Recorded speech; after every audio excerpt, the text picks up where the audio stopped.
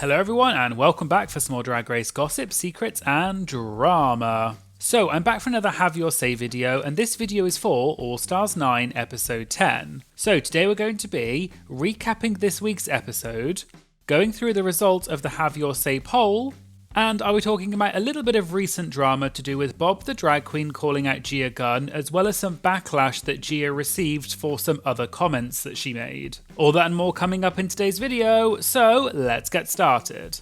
So let's start by recapping this week's episode. So the queens come back into the workroom and they talk about the fact that Chanel now has 2 badges, so she went very quickly from having 0 to 2, and now Georges is also in the 4 badge club, which does kind of change the dynamic of the group.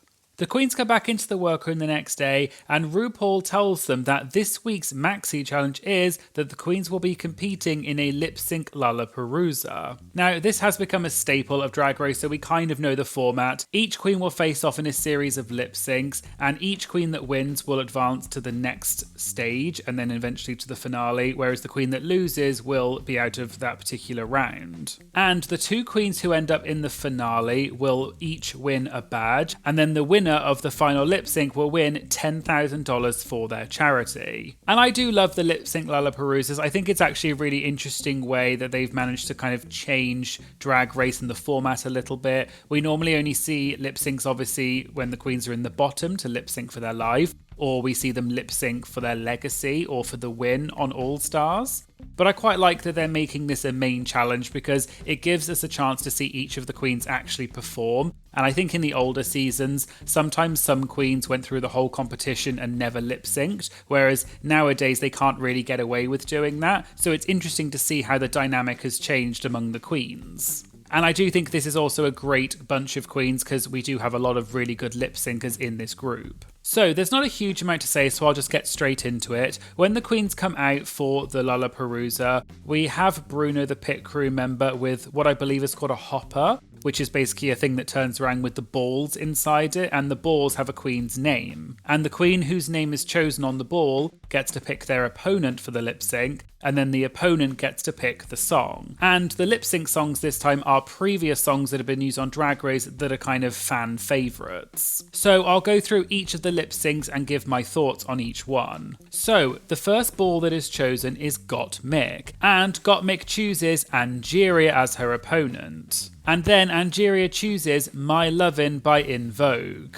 I really liked this lip sync. I think they both did very well. I will say, in my personal opinion, Angeria did win the lip sync, I think. Gottmik did do a very good job and put up a good fight, but I just think Angeria vibed with the song a bit more and maybe moved around the stage a little bit more. But I do think that Gottmik put up a good fight, but ultimately Angeria won. And Angeria does win the lip sync and advances to the next stage, and Gottmik goes to the workroom. So the next queen whose ball gets chosen is Miss Vanjie. And she says that she has a strategy and she wants to pick a queen who's going to pick the song that she wants. So she picks Plastique as her opponent. And Plastique chooses the song When I Grow Up by the Pussycat Dolls. And actually, something interesting I saw on social media is that Vanjie posted saying that her and Plastique had actually organised this in advance, and they said that they would pick each other and perform this song because they knew it would be iconic. So this pairing in this lip sync was actually set up, which I thought was quite interesting. This was a very good lip sync. I think both queens did very well. This is clearly obvious that this is both within their wheelhouse because they're both very good looking queens. They love a good hair flip. They both look absolutely stunning. It was quite a close match. However, I don't know if it was just me. Let me know if it was just me or whether you noticed this. But I personally felt like Plastique didn't seem to know the lyrics from what we saw. Every time they zoomed in on her, it was when there weren't that many lyrics and her mouth wasn't necessarily moving that much. And then at other points, when it was quite fast lyrics, they kept zooming in on Vanjie. So I do think perhaps Plastique did not know the lyrics, and this is something that has happened in previous lip syncs with Plastique. So when I was watching this, I did think that Vanjie was going to win because we all know that RuPaul does not like it when queens don't know the lyrics, and I think they were potentially being kind in the edit by not showing Plastique not knowing the lyrics. And then perhaps unsurprisingly, we find out that Vanjie won the lip sync. So Plastique goes back to the workroom and Vanjie goes on to the next round. So the next queen whose ball gets chosen is Nina, and she chooses Chanel as her opponent. And I do think this is very smart. I also would have done the same thing because I think both of them would choose probably a similar song. And Chanel chooses You Spin Me Round by Dead or Alive.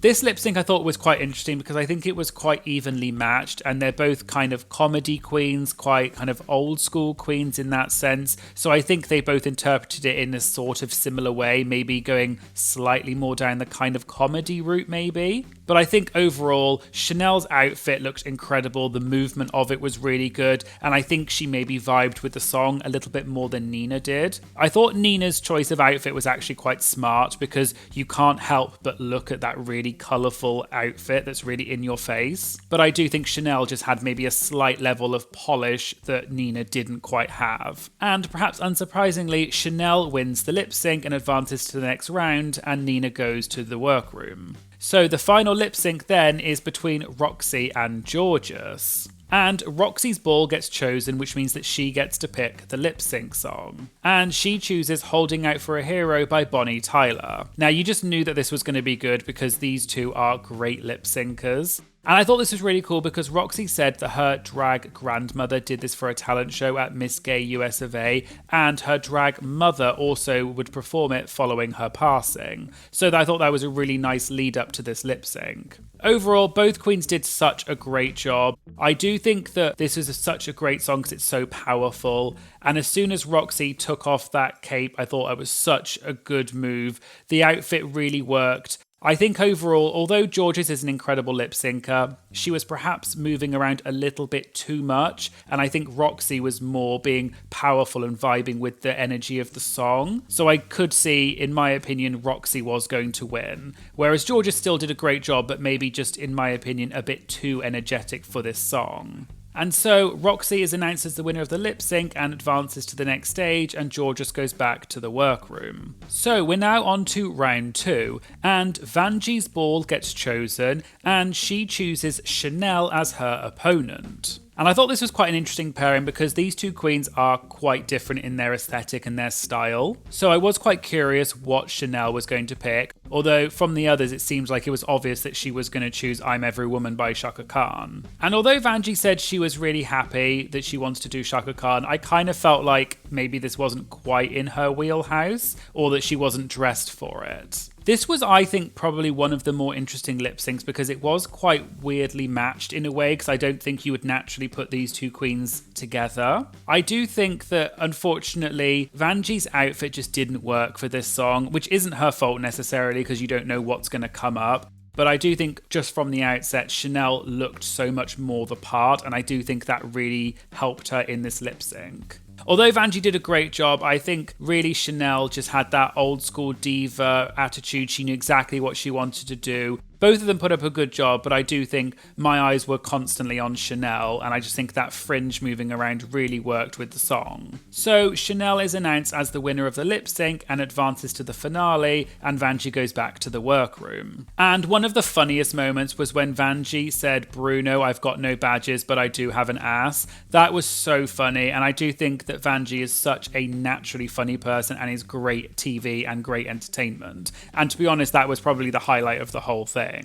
And then moving on to the second lip sync of the round 2, which is Angeria versus Roxy. And the final song left is Groove Is in the Heart by D-Light. This was a very interesting pairing again because I think it kind of ties into this storyline of Roxy and Angie who kept snipping each other. But I do think from the start, this seemed like something that would probably be more in Roxy's wheelhouse. Also, Roxy has never lost a lip sync so far. And I think from watching the lip sync, Roxy definitely, her talent in lip syncing is absolutely no joke. I think, in my opinion, what Roxy does so well is she really knows how to vibe with the energy of the song. I think sometimes some of the other queens maybe don't quite do it in line with what the music is. They kind of go either too energetic or not energetic enough. Whereas in my opinion, what Roxy does is she's really good at matching the beat and the energy of the song. And although both queens did a very good job, I think it was obvious that Roxy won. As soon as she turned around and started shaking her booty, I just knew it was over for Angeria. And perhaps unsurprisingly, Roxy is then announced as the winner and goes to the finale, whereas Angeria goes back to the workroom. And that does mean that Roxy and Chanel have won a badge each because they are the final two. So Roxy and Chanel come back for the final lip sync, and they've of course done a costume change, which I thought was a very cool idea. And the winner will win $10,000 for their charity. And the song that is chosen is Break Free by Ariana Grande. I think going into this, I thought that Roxy was going to win just because I think this is more a song that she would do, whereas I'm not sure this would be a song that Chanel would probably choose. Also, Roxy, they've kind of built her up to be this amazing lip syncer, and she has been great in each of her lip syncs. So it was perhaps not that much of a surprise that she also slayed this lip sync. Although I do think Chanel did a good job, but I just think my eyes were on Roxy because she was moving the most and really vibing with the song, whereas I think Chanel perhaps didn't quite vibe with the song as much. And so Roxy is announced as the winner for this week and wins $10,000 for her charity. And then at the end, they do a count of how many badges each queen has. Plastique has 4, Angeria has 3, Nina has 2, Vanjie has 2, Gottmik has 2, Georges has 4, Chanel has 3, and Roxy has 5. And we do see a little preview for next week, and RuPaul says that they still all have a way that they can get into the finale. And from what we've seen, perhaps the queens will be voting with the lipsticks in the box for who they want to go through. So that'll be really interesting to see how this goes next week and what the twist is. Because from the sound of it, there must be some kind of twist which is going to kind of throw everything out the window in terms of the badges and will give queens enough badges to get to the finale. Okay, so let's move on to the Have Your Say poll results for this week. So question 1 was, do you like the lip sync Lollapalooza Smackdowns, or would you rather have a different type of challenge for that episode instead? And with 84.1% was lip sync Lollapalooza Smackdowns, and then only 15.9% voted for other types of challenges. And I do agree, as I said earlier, I really like the lip sync Lollapaloozas because it's a really interesting way of showing all the queens lip syncing regardless of whether they've lip synced so far, if they're good or if they're bad. I think it's quite a nice even playing field for everyone. And it's also just a great opportunity for us to see some amazing lip syncs, especially in this group of queens because we have some amazing lip syncers. So question 2 was, which song would you pick as your top pick? And with 30.5% was Holding Out for a Hero, followed by When I Grow Up by 24.9%, and then I'm Every Woman with 12.7%. I do agree that I think all of these songs were actually really good. I don't think there was a bad song among them. Although I love songs like Holding Out for a Hero, When I Grow Up, things like that, personally, if it was me, because I'm not a lip syncer or a dancer in any way, I have 2 left feet, I probably would have chosen a song like You Spin Me Round because I love that song. I've been singing it for years. I know all of the lyrics even without having to learn them. But also for me, I think I would lean into the comedy element of it. And I think that song is really campy and funny. So I personally would have chosen that one just because it was my favorite from the list. But I do love songs like I'm Every Woman and My Lovin'. I think they're really cool old school songs and they're just classic timeless ones that are great for lip syncs. Question 3 was there a lip sync battle where you did not agree with the outcome?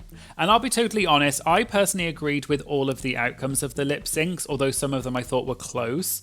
But I thought that everyone else was also going to probably agree with most of them, so that's why I didn't do a question for each individual lip sync. However, it seems that I was not actually correct, because 55.4% said yes, there was a lip sync battle where they did not agree with the outcome, with 44.6% saying no. So although it was close, it was actually 50-50 almost, which I was quite surprised about. So moving on to question 4, it was if you answered yes to the last question, which of the lip sync outcomes did you not agree with? Now obviously NA had the biggest amount with 43.8, but that was if you voted no for the previous question, so we'll discount that. And the lip sync that got the most votes was Vanjie versus Plastique with 14.1%. As I said earlier, although I think this was very close, I personally believe that Plastique did not know the lyrics and that they were being kind of nice to her in the edit and not showing her by they kept zooming in on other people rather than her. So I don't know if maybe people just didn't realise that, or they didn't notice it, or maybe they just thought the Plastique, even if she didn't know the lyrics, still did better. I do think it was a very well matched song, and also the lip sync itself was very good.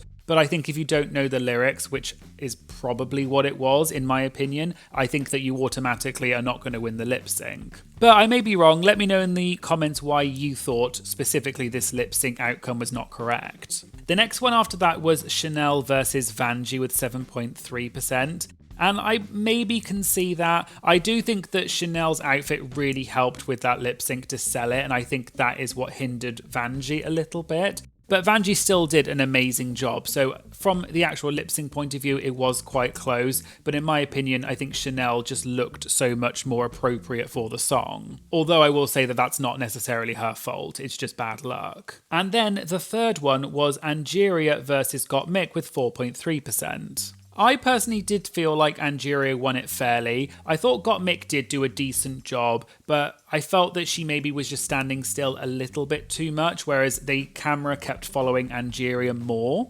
And obviously we can only go by what we see in the edit, and we know that they're likely to follow the queen who's doing the most tricks and splits, probably. So I do think from what we saw, Angeria did win the lip sync, but Gottmik still did a good job.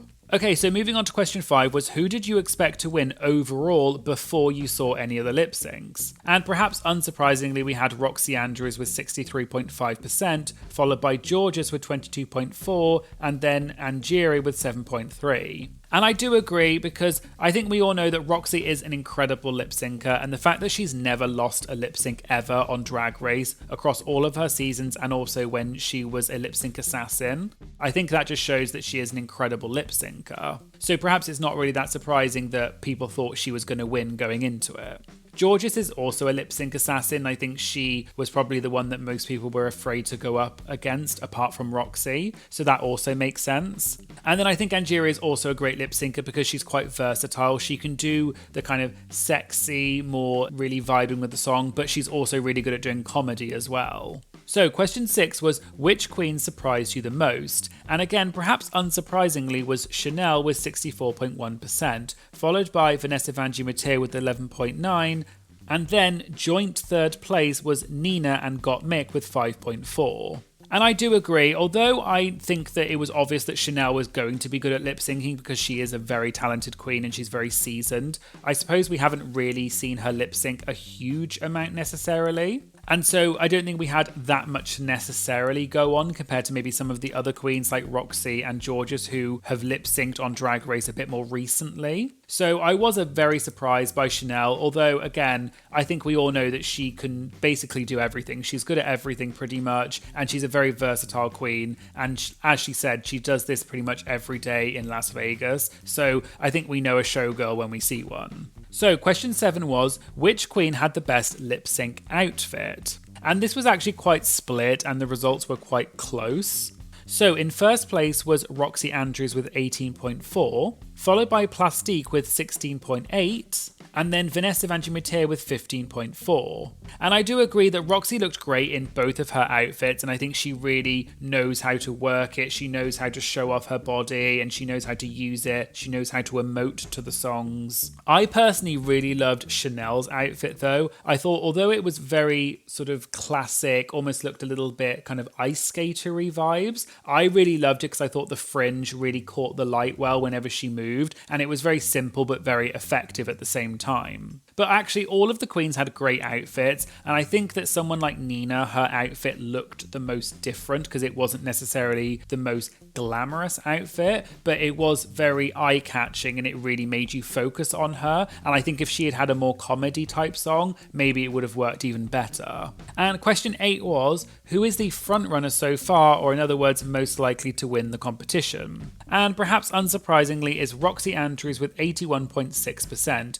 followed by Plastique with 8.1 and Angeria with 6.5. And I do agree, Roxy has 5 badges, so she has the most out of everyone. And even from the start of the season, I think most people saw her as the biggest competition because she's such a seasoned queen and she's good at everything. And she's also been on the show quite a few times. She's also a fan favourite, so I do think Roxy probably has it in the bag at this point. But I do agree that perhaps Plastique or Angeria are probably the next two, I would say, after Roxy. I'm not sure between the two who it would be, but let me know in the comments, between Angeria and Plastique, who do you think is going to be in the finale with Roxy? Okay, so let's move on to the comments for this week. And as you can imagine, there were quite a few comments about Roxy. And for example, someone said, Roxy is really showing that you don't have to do all the dips, shablams and things to capture the essence of the song. Her face emotes, her body moves all natural. That moment in Break Free when she grabbed her hair up and closed her eyes almost made me tear up. I hope she wins this whole thing. And I did say this earlier, I do think that Roxy's biggest talent in this particular episode was that she was able to match the songs really perfectly every time. She never did either too much or too little. She knew exactly what she needed to do. And someone else pointed out that Roxy Andrews has officially never lost a lip sync. She beat the record by 1 extra lip sync that was originally held by Silky. However, on the flip side of that, there were a few comments, and we've had this in previous weeks as well, and someone said, I really have a feeling this season was made for Roxy to win like All Stars 8 was for Jimbo. And I know this is kind of a running conspiracy theory that there are seasons that are kind of made supposedly for a specific queen to win. For example, All Stars 1 for Chad to win, or All Stars 8 for Jimbo to win. I'm not sure if that's really the case, and I don't think it's being rigged for Roxy. I just think that Roxy is a very popular queen within the fan base, and the Drag Race producers know that. And she's also good at everything, and she's good TV. And I think it makes for a nice storyline that she was in the finale on both of her seasons, but didn't win, and now she's potentially going to win that title. So I think it kind of is a nice thing for Drag Race and a nice storyline to have a previous finale person come and then win the season. Someone also commented saying that they noticed during Plastique's lip sync she would pull out these crazy moves during heavily worded sections. And I do agree, as I said, I do think she didn't know all of the lyrics. Maybe she knew most of them, but I do think that, as they said, they kept zooming in on her during some parts, but then not on others. And when they did show her, to me, it didn't look like she quite knew the words, or the mouth was moving a little bit slower than perhaps the song was. So I do think that it's difficult to tell exactly, but I think that's probably why she lost the lip sync. And speaking of the lip sync song choices, someone said they don't like the fact that the lip sync song choices have already been used, especially since the original lip syncs were all great, and it made the episode boring. But then other people said the song choices were the best part of the episode.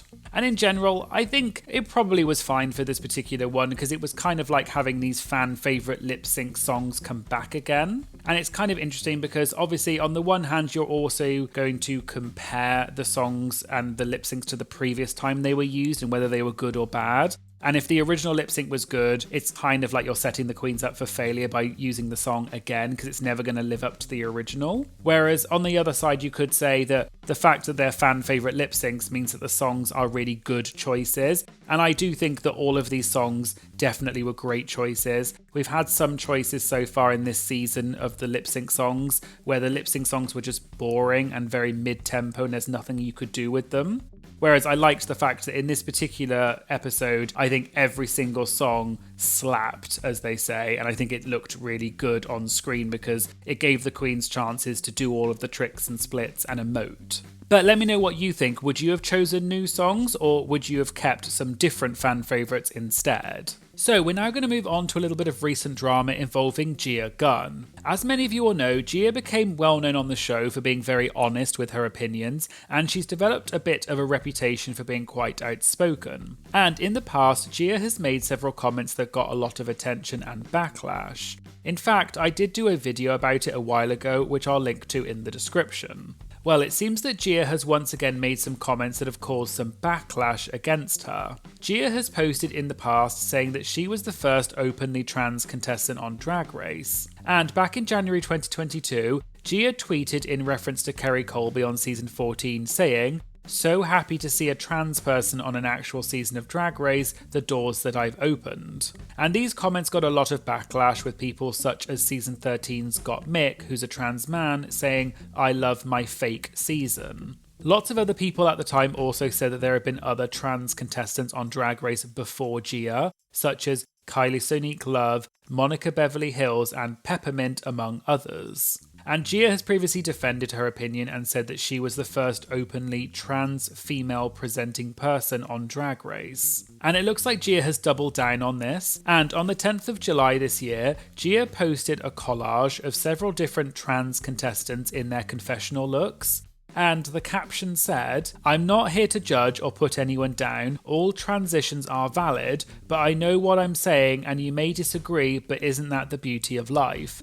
Having different opinions and learning from each other. Now you tell me, who was the first girl to present as female?" This tweet got a huge amount of backlash, with people saying it was insensitive and telling Gia to delete the tweet. And one of the people who called Gia out was Season 8 winner Bob the Drag Queen, who replied to Gia's tweet and said, "It's not too late to delete this, you can do it, you can support yourself in your remarkable transition without slinging any mud." And lots of people in the comments replied to Bob and agreed, with several people pointing out that Kylie Sonique Love appeared on the Christmas Holislay Spectacular, which aired before Gia on All Stars 4. Gia doesn't seem to have addressed this any further, and neither does Bob. But the tweet is still up on Gia's Twitter at the time of making this video and has not been deleted. And I believe that this tweet from Gia may have been as a result of some comments that she made in a recent 2-part interview that she did with YouTuber Matt Cullen. There were quite a few things that Gia said in this interview, so I'm just going to go through a few of the main things. So in part 1 of the video, at one point Gia was talking about how she was disappointed with how she was edited on All Stars 4.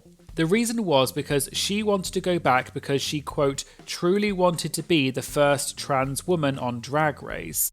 But Gia then said that the other queens, quote, don't want to give me that title. But Gia said she was the first queen to walk in the door in woman's clothing, and her confessionals were done as Gia and not as a boy. Matt then brought up that people had said that Kylie Sonique Love was the first trans contestant, but Gia said, quote, well, she was a boy. Kylie and Carmen Carrera were doing interviews as boys. And by interviews, I assume she means the confessionals. Gia then brought up that some people had said that Peppermint was the first openly trans contestant, but Gia said, quote, I don't know about you, I saw a boy. I don't know, maybe I'm missing something here. And it's presumed that these comments are perhaps what then triggered Gia to post that tweet that she did about the Queen's confessional looks and that she was, quote, the first girl to present as female. Later in the video, Gia also addressed a rumour that had been going around, which was that she kept the money that she had raised from her GoFundMe for her transition surgery and then used it to pay for All Stars 4.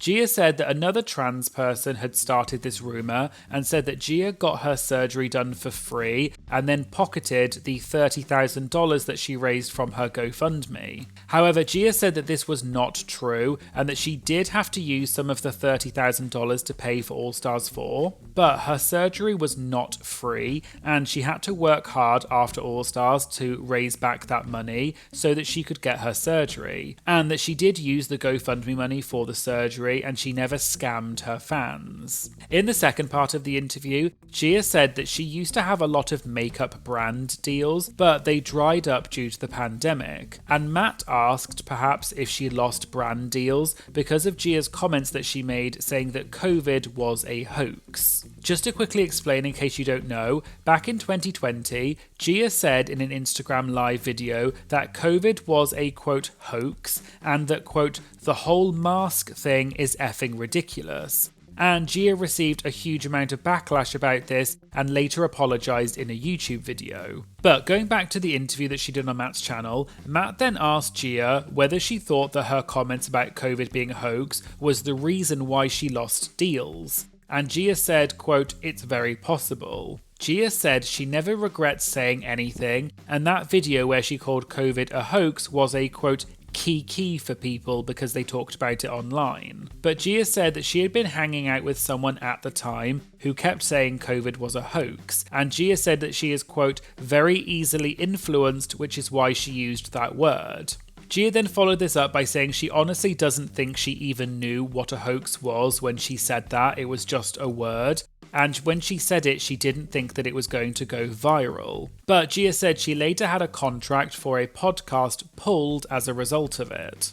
Gia said that she stands by what she says and there is freedom of speech, but it was, quote, probably a stupid thing for me to say, but she learned from it. Later in the same video, Gia was also asked if she has been, quote, blacklisted from Drag Race. Gia said she probably is, although she doesn't know for sure, and it's most likely because when she was on All Stars 4, she confronted RuPaul on set about his previous comments about not allowing trans contestants on the show, and it was apparently very awkward. Gia also said that after her elimination, she, quote, walked off set and read the whole production because I was so furious and upset. And Gia apparently said, quote, this is bull bleep, don't you guys ever effing call me again. Gia later explained that she would like to go back on Drag Race and work with them again as part of the Las Vegas show. But someone who works on the show told her that World of Wonder has a list of queens who they don't really want to work with. And Gia may be on that list, although it's not 100% confirmed.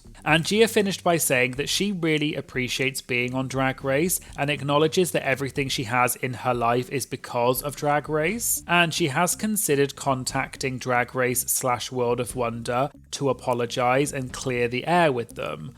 But she doesn't regret anything, and she gave them great moments and great ratings. Make sure you check out the full 2-part interview with Gia on Matt Cullen's channel, because it was very interesting and there was a lot more details that I didn't include here. And I'll put a link to the interviews in the description. So there you go, there was the Have Your Say video for All Stars 9 episode 10. Did you like that they repeated previous lip sync songs, or would you prefer new ones? And who do you think is going to win All Stars 9? Let me know in the comments. And if you'd like to get early access to my videos as well as have your comments featured in my Have Your Say videos, please check out my Patreon and consider supporting me. It goes such a long way to helping support my channel and I really appreciate it. And I'll put a link to my Patreon in the description. I'd also like to say a massive thank you to all of my Patreon members who are amazing and support me every month. Thank you so much for being part of my Patreon. I really appreciate it and I really do love my Patreon community. You are all legends. If you liked this video, please remember to like and comment on the video to help tell the algorithm that this is a great video. And make sure you hit the subscribe button because it really does make such a big difference to my channel. Thank you for watching and I hope you'll join me again in future videos. Thank you, bye!